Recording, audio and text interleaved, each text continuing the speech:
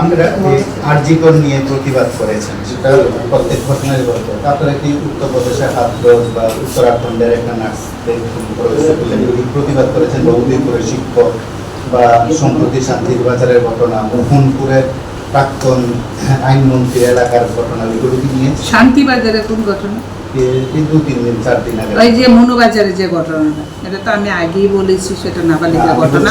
ওসব ঘটনায় কি মহিলা কমিশন কোনো প্রতিবাদ না, কোনো প্রতিবাদ আর্যিকর ঘটনা আমরা প্রতিবাদ জানাইনি।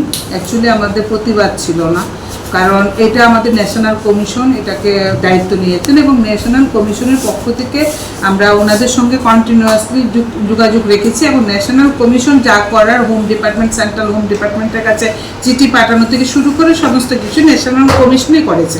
তা আমরা যেটা করেছি জাস্ট ওনার প্রতি একটা শ্রদ্ধা জানানো, সমবেদনা জানানো। বাকি ঘটনাগুলি দেখুন, এখন সারা ভারতবর্ষে অনেক ঘটনা হচ্ছে, আপনি সেটা তো ন্যাশনাল লেভেলে যারা আছেন ওনাই মণিপুরের ঘটনা আছে, কিন্তু ওয়েস্ট বেঙ্গলের ঘটনাটা সত্যি কথা, যেহেতু ওয়েস্ট বেঙ্গল আর ত্রিপুরা একটা মানে আমরা সব দিক দিয়ে একটা নিজস্বতা, একটা নিজের আপন ঘর বলতে ভাবি ওয়েস্ট বেঙ্গলকে। তো সারা ভারতবর্ষ নিয়ে তো কাজ করেন, সবাই আপন, কিন্তু তবুও একটা মানে কি বলবো,